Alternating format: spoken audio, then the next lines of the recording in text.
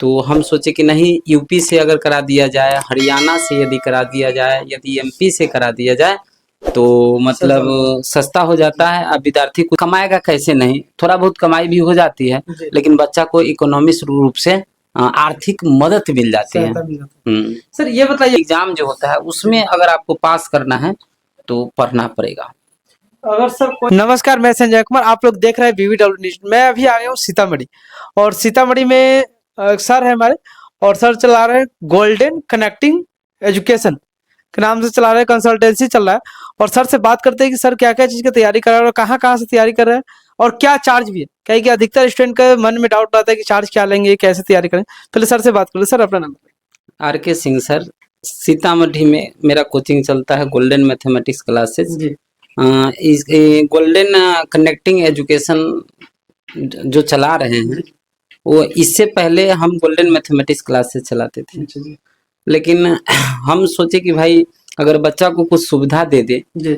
अगर बिहार से 2 लाख रुपया लगता है बीएड में, तो हम सोचे कि नहीं, यूपी से अगर करा दिया जाए, हरियाणा से यदि करा दिया जाए, यदि एमपी से करा दिया जाए तो मतलब सस्ता हो जाता है। अब विद्यार्थी कुछ घूम भी लेगा अदर स्टेट में, और उसको पैसा इकोनॉमिक रूप से भी थोड़ा सा सहायता मिलेगा।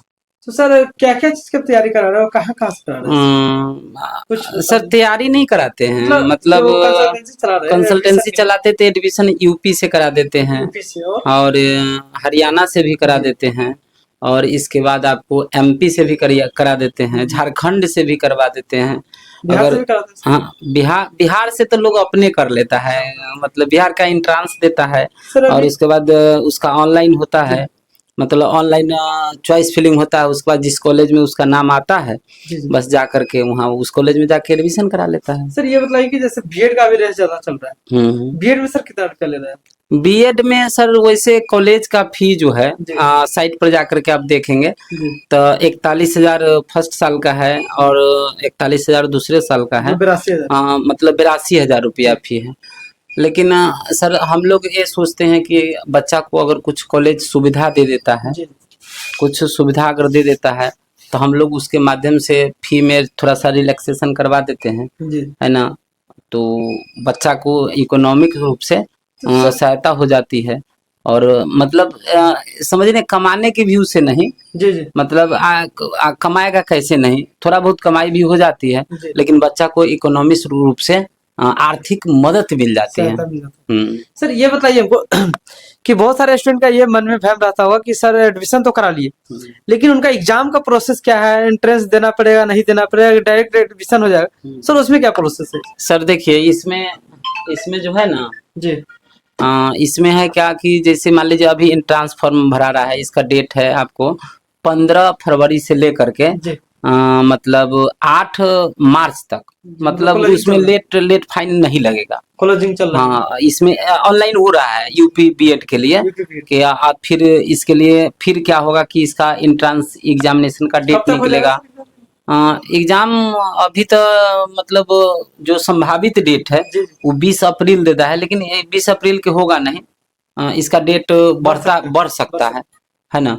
तो ये बात है, तो अभी रखिए ना, मई जून में इसका एग्जाम कंडक्ट हो जाएगा, लेकिन अभी संभावित डेट यही है कि अप्रैल में ही होगा। सर तो एग्जाम जब होगा एंट्रेंस, उनको लिए जो स्टूडेंट आपसे एडमिशन लेते हैं उनको सर बतलाते हैं कि कैसे कैसे तैयारी करना है? उसको जैसे मान लीजिए कि यूपी डीएलएड के लिए, यूपी बीएड के लिए बहुत सारा चैनल, यूट्यूब चैनल है, उस पर जाकर के आप तैयारी कीजिए, या हम आपको किताब प्रोवाइड करा देंगे एंट्रेंस एग्जामिनेशन की, आप तैयारी कर सकते हैं। और ये फॉर्मेलिटी के लिए एक तरह से है, आप सीधे परीक्षा में अपीयर हो जाइए, आप पास कीजिए या फेल कीजिए, आपका एडमिशन हो जाता है। लेकिन परीक्षा पास करने के लिए जब आपका सेमेस्टर ईयरली एग्जाम जो होता है उसमें अगर आपको पास करना है तो पढ़ना पड़ेगा। अगर स्टूडेंट ऐसा है जैसे वो कहता है कि हम मतलब कि एंट्रेंस तो देते हैं, एडमिशन जैसे हो जाता है एडमिशन, उसके बाद भी बहुत ऐसा स्टूडेंट है कहता है कि हम पढ़ेंगे नहीं, हमको पास करा दीजिए, तो उनको लिए है कोई व्यवस्था? ना, उसके लिए कोई व्यवस्था नहीं, उसके लिए पढ़ना ही पड़ेगा। हाँ, पढ़ना ही। उसमें सर फेल बहुत लोग एडमिशन ज्यादा करने के लिए पहले कह देंगे कि भाई आप परीक्षा में भी व्यवस्था कर देंगे, आप ना जाइएगा तो ये परीक्षा हो जाएगा। तो आप सोचिए कि अब थम्स भी लगता है उसमें, थम्स भी लगता है, तो उसका थम्स लगेगा तो आपका सर्टिफिकेट ओरिजिनल थोड़े ना होगा, वो सर्टिफिकेट तो डुप्लीकेट हो गया। तो बहुत तरह के लोग हैं जो कहेंगे 85,000 में बीएड करा देते हैं, 51,000 में करा देते हैं, फिर बाद में आपको फॉर्म फी मांगना शुरू कर देंगे, रजिस्ट्रेशन फी मांगना शुरू कर देंगे।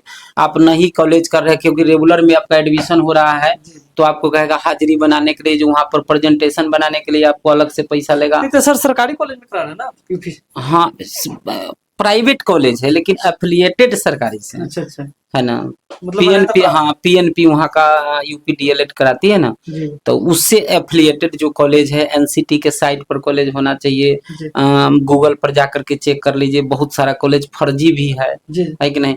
तो ये सब सावधानी रख करके किसी को मतलब बीएड करना चाहिए। इस तरह की सुविधा भी बच्चा को मिल जाता है कि यहाँ पर आकर के सारा जानकारी मतलब जो अच्छा होता है, जो मतलब ओरिजिनल जानकारी है उसको हम लोग दे देते हैं। सब साइट पर चेक भी करवा देते हैं, देखो ये कॉलेज बंद है, ये कॉलेज खुली हुई है ना। इस तरह से मतलब उसको सब जानकारी भी मिल जाती है। बहुत बच्चा है लेकिन उसको देखने भी नहीं आता है कि एनसीटी क्या होता है ना, ये सब नहीं जानता है। तो ये सब समझा बुझा करके उससे मतलब जनून पैसा लेते हैं कि अभी फॉर्म भरा रहा है, 1500 रुपया लग रहा है, 1400 कटता है, 100 रुपया ऑनलाइन वाला लेता है, तो 1400 रुपया हम लेते हैं। यो नहीं कि अभी सीट बुक करना है या फलना चिन्ना करना है, कोई मतलब ऐसा कोई बात नहीं है। सर एक चीज और है कि उसमें अगर एडमिशन हम ले लेते हैं, ठीक है, और एडमिशन लेकर के जो बहुत स्टूडेंट सब है ऐसे नाटक करते हैं कि अगर 50% पैसे दे दिए, अब 50% के लिए मतलब कहते हैं कि नेक्स्ट ईयर में, ऐसा कोई सुविधा है? कहीं बहुत स्टूडेंट ऐसे बोलते हैं कि सर हम इंस्टॉलमेंट में जमा करेंगे, 50% मतलब होगा इंस्टॉलमेंट।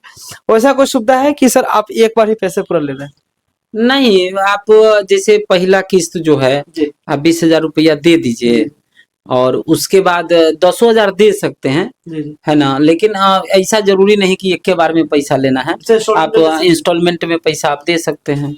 देखिए आप कोई भी दलाल अगर एक बार में पैसा मांगता है तो आप कॉलेज के अकाउंट में पेमेंट कीजिए। कॉलेज के अकाउंट? हाँ, कॉलेज के अकाउंट में पेमेंट कीजिए, क्योंकि आपका पैसा लेकर के वो दूसरा काम कर लेगा, है ना, और आपका काम पीछे चला जाएगा। इसलिए जब कभी भी कहता है तो आप बोलिए कि कॉलेज के अकाउंट नंबर दीजिए, हम कॉलेज के अकाउंट में पेमेंट करेंगे। ठीक है सर।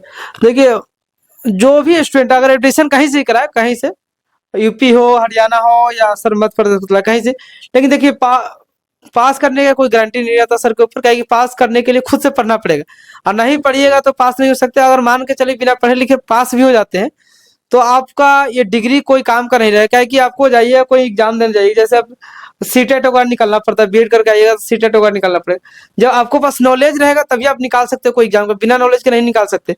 इसलिए आप अगर एडमिशन लेना चाहते हैं तो आइए सीतामढ़ी, और सर का नाम है R K Singh, R K Singh sir है, हम मोबाइल नंबर इस पे शेयर करेंगे और सर से जरूर कॉन्टेक्ट कीजिए। आपको अगर उसमें कोई छूट चाहिए तो सर है, उनको लिए व्यवस्था कर रखे, थोड़ा बहुत अगर कम भी हो जाएगा। सर का जो चल रहा है consultancy connecting golden connecting education के नाम से चल रहा है, और सीतामढ़ी में बाईपास पे आइएगा, बाईपास से शायद रिंग रोड है, ये रिंग रोड है, रिंग रोड में आइए और सर से संपर्क कर सकते हैं। चलिए, थैंक यू।